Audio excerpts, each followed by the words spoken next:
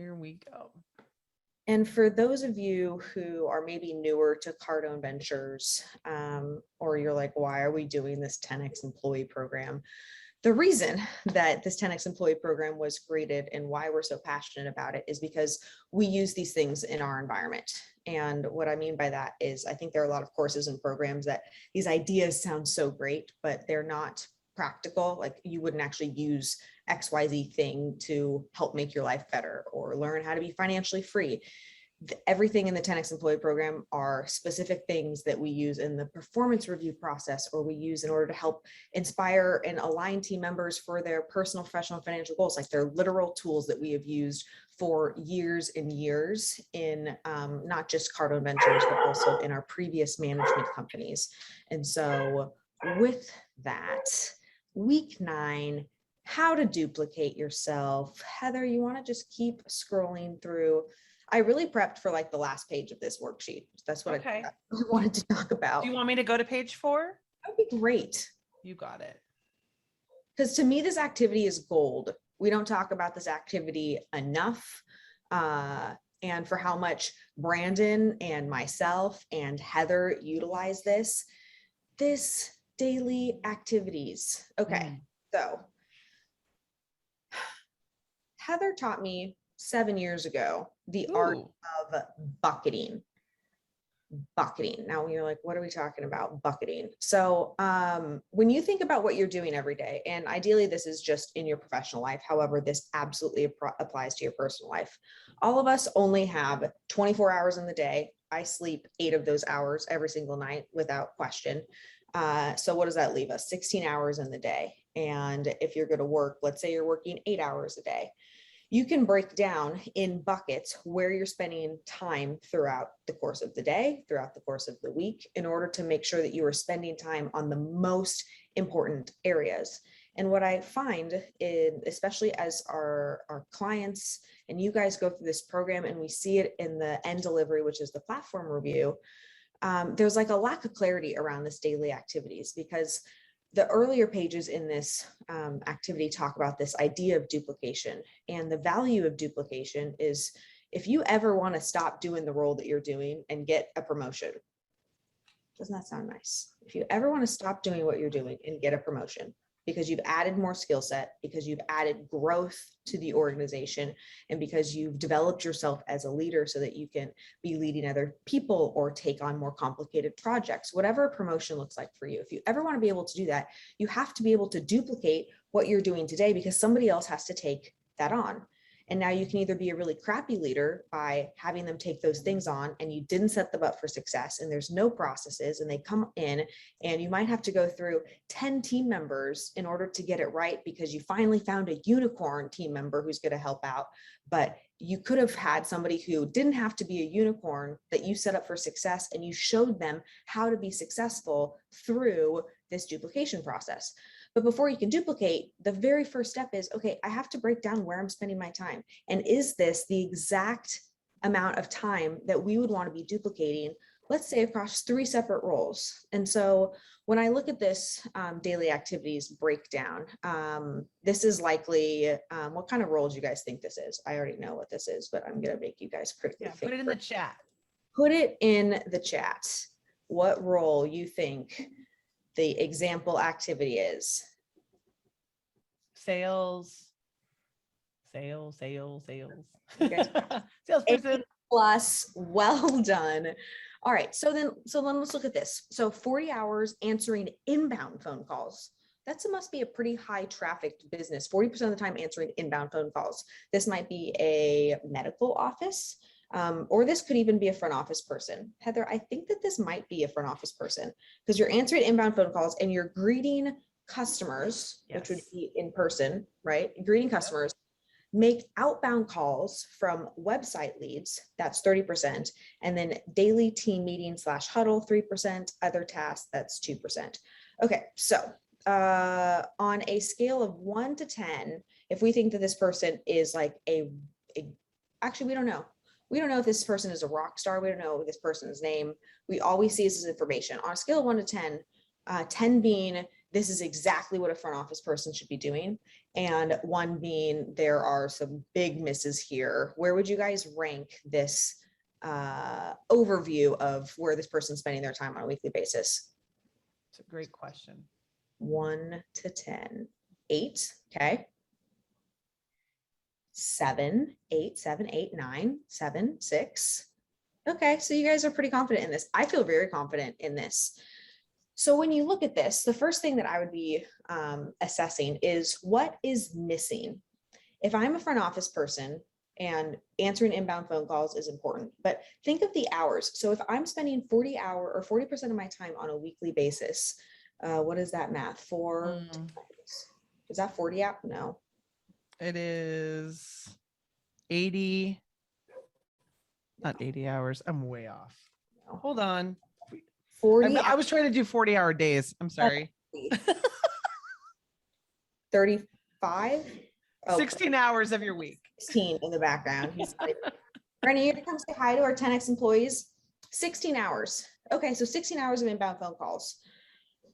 I would be looking, if I was a leader of this person, I would be looking to say, is there 16 hours? Like how many people are we talking to in 16 hours off of inbound calls?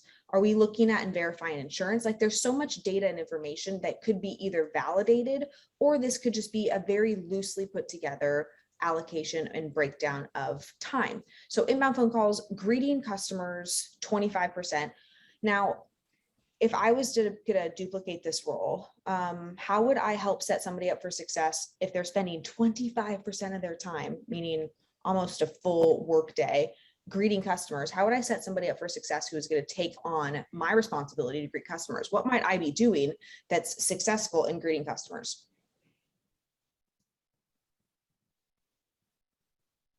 You want it in the chat? Oh, am I supposed to say in the chat? Just sometimes it's a good reminder. In the chat, what would I be helping this person understand about what it's like to greet customers? Make them feel welcome. Okay, excellent. Is there like a positive attitude is necessary? Love that. Standard greeting. Love a standard greeting. Smile, attitude comes first. Put a smile on their face. Learn their name, enthusiastic. Yeah, so what am I asking this person to do? And this is where sometimes we often get caught, because I'm going to tell you guys a behind the scenes Brandon story. He's not listening now. Only when math comes up is he listening. When I was first hired, I remember being tasked with a project, and my project was to call 25 vendors and to price shop them on this product that we were looking at. And I had never called vendors or price shopped in my entire life. Now, if Brandon was setting me up for success, he's probably listening now. If he was setting me up for success, would he give me the call script? Probably, but I have to think Brandon's probably pretty busy. Would you agree? Like Brandon's probably a lot going on. So he might not have given me a call script, but when I ask somebody else, when I'm trying to make a case to Brandon, hey, Brandon, I want to get promoted. And I'm then going above and beyond in order to make my case as to why that makes sense and how it'll be a fast training process for the next person. I'm going to have already prepared, even though nobody prepared it for me, I'm going to prepare what script we would use for price shopping, would I not? So it doesn't matter that Brandon never gave it to me, because at the end of the day, would it have been nice? Yes. But to be honest with you, I totally flubbed. I don't know if that's a word, but I totally messed up the first 20 calls. I didn't know what I was doing until finally I looked online and created some call scripts. The first 100. What about the first 100? Come over here and say hi. Come on, Brandon. Loved the first 100. Are you just going to say Brandon's an OG 10X employee. Okay, he can't leave where he's at yet. He's busy. He's still busy. So this is the point with this. When it comes to these breakdowns, the first piece that I want you guys, and I think I've shared this with you guys before, I want you to get like laser focused and locked in on actually being accurate about the task responsibility that's bucketed, and then how much time somebody should be spending on it. Now, there could be an extra column here that says what somebody should be spending on it versus what I'm actually spending on it. Get a thumbs up. Is this where I'm supposed to be spending my time? Is this the best utilization of my role? Am I missing anything? then the next thing that I would do, and the next thing that we recommend is 10X employees do, is if you want to get a promotion, instead of just saying, I want a promotion and I've been here long enough and I'm ready for it, go through the process of documenting all of the things that are required in order to make somebody as successful, if not even more successful than you are in every single one of those categories. Mhm. So it's daily team meetings / huddles. If you have a role in leading that, what do you say? What are the specific key performance indicators that you're looking at? Make outbound calls from website leads. Do you think that there's only one way to make an outbound call? Should there be 45 ways to make outbound calls? Probably not, but the objections all have to be documented. And again, one of the biggest things that we get caught with is team members saying, well, nobody told me how to do this. You're probably right. Nobody likely told you how to do it and you figured it out. And that is actually why you are valuable. One of the greatest things that you can contribute is if nobody taught you how to do it and you still became successful, painting the picture to say, hey, I figured this out and was successful. This is the next opportunity and I will do the exact same thing in order to make it successful. But I'm also setting up the people for success who are around me in order to ensure that we get the exact same result every single time. When team members come to a conversation like this prepared, I know that there is a deep amount of intentionality around them thinking about and wanting a promotion and demonstrating that they have what it takes in order to truly create value for us. If somebody just comes and says, I want a promotion because I've been here for a very long time, there's a whole different set of communications that have to take place in order to really understand where true value is. I like that Diana said I needed to hear this today. That's mother flubbing brilliant. Now. Oh, Is flubbing a word, guys? it is now. It is flubbing. I flubbed it up. I think I'm just trying not to cuss. I think that's really the You did situation. great. Is there. Guys, I know we have a few more minutes. Brandon is going to make his way over here and impart some wisdom and inspiration as he does all the time. But I would love to be able to answer any questions, or if you've tried doing this because you went through the 10X employee program, getting some feedback on how it worked and if you found success or if it was difficult for you. Because I see many of you, and I know many of you have gone through this activity because I've read your activities. Joe has a question. Joe Quinn, what percentage of time do you recommend for daily training? Is that included in team meetings and huddles? Oh, great. So Joe, this is where, the difference between your daily activities versus your job description, right? So, Joe, you said you're a marketing manager, correct? You're a marketing manager. And so you're spending daily training. Are you doing about how much of your time on a daily basis are you spending doing training? I'm gonna unmute you, Joe. There you go. On a daily basis, I mean, we do like the Cardone U training in the morning for about 15 minutes and then an hour on the daily rally. And occasionally there's another hour or two in there for marketing specifically. Got it. So that sounds like more than, I don't like bucketing anything that's less than 3%. Because then all of a sudden I don't like separating anything that's less than 3%, because I don't want a list of 45 things. Oh, I spend 3% of my time doing this and 2% with the ops team, but then 4% with the marketing team. It would just be overarching team meetings, right? So for daily training, if you're spending more than 3% of your time a week doing it, ideally 5%, that's where you would put in daily training. And then it becomes really clear for the next team member how much time you guys are requiring for daily training. And then in the interview process, guys, in an interview process, what would be the best question to ask somebody regarding this daily training thing? Does anybody know? Anyone?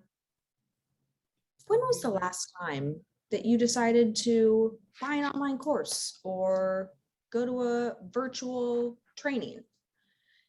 If somebody in our organization wasn't interested in learning or development or books, that would be a problem, because as you guys know, you're on Cardone University, part of that is personal development. And if you're not naturally interested in things like that, you are going to hate our environment. Now, if you don't require training in your environment, maybe you might not hate it as much. But for us, one of the questions we always ask is, what was the last book you read? You don't have to have had read a book last week or even last month, but ideally the last book you should have read is not, well, 10 years ago in high school, they made us read The Scarlet Letter. Like that would be a bit of a problem for us. Heather, This is true. this- Unless you read it last week. No, just kidding. last week I was just diving into Scarlet Letter. Natalie, I love you so much. I got to hop over the roundtable call, but I'm going to pass it over to you. awesome. And although you've been killing it thus far, and appreciate all of you. I'll see all of you next Wednesday, but Natalie will close out the call, and you guys have a great rest of your week. That sounds great. Brandon, they're waiting for you. Come on Let's over. tell Brandon, don't forget roundtable. I'll tell him. Okay. Have him on here forever. But if you guys have any questions for Brandon too, Brandon is the CEO and co-founder of Cardone Ventures. He is also my fiance. And so I get to force him to do things like this. I wouldn't normally talk to my boss like this. All right. What percent of time do you recommend? So we talked about that. What was the last book you read? The last book I read it was a Sharon Lecter book. Look who it is. Look at all those amazing Look people. at all of these freaking awesome 10X employees. Hey guys. Think and Grow Rich for Women. And then before that, I read Building a Story Brand, which Entrepreneur was Leap, too. amazing. And then The Entrepreneurial Leap from Gino Wickman. Gino Wickman did a podcast with him. He was Yeah. awesome. Yeah, I did. It was great. Okay, there was one other question. No, you're not allowed to go. How much personal development do you do? I spend at least an hour a day on some sort of personal development, whether that's listening to a book, whether that's listening to a podcast, Grant and Brandon's content I'm consuming constantly. But that for me, I made that commitment back during the start of COVID to do something like that every single day. And so I think it depends on how you look at it too. So I would tell you that I spend half my day doing personal development because I'm always developing new things and initiating things. So I have to learn new concepts so I can apply those concepts to solve old problems.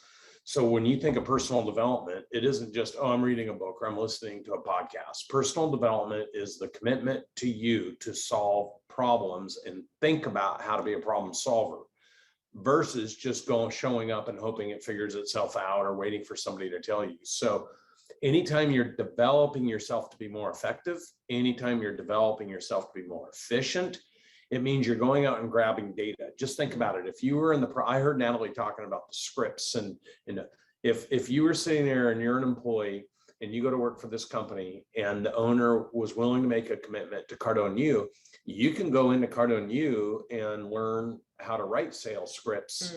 And once you learn how to write a sales script, it's not just sales, it's a script for everything. How do you greet a client? When they show up?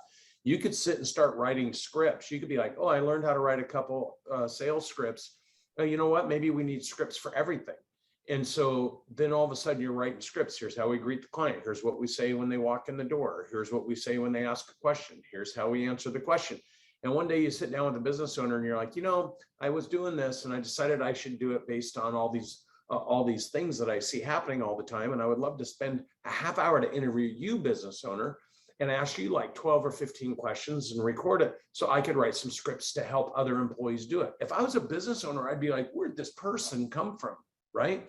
So developing is choosing to take action to create a result to solve a problem. And the more you can think like that, you're going to be a 10X employee, because the number one thing every business owner needs are highly engaged, highly active, highly aligned, highly inspired, and highly proactive employees and team members. And when you're that, you become a bigger part of the organization. And that's how you grow personally, professionally, and financially, is by driving impact. And you have to make a commitment to personally develop in order to evolve, to be able to do it bigger tomorrow than you're doing today or you did yesterday. You did not disappoint. Thank you for joining the 10X Employee Program. Guys, I can hardly wait to see you guys next Wednesday. I want more than 3 wins next Wednesday. I want you guys to be looking for real ways that you are winning. You are creating wins in your environment. You're looking at that as your responsibility in your environment. And I'm looking forward to it. Hope you guys have an awesome freaking week.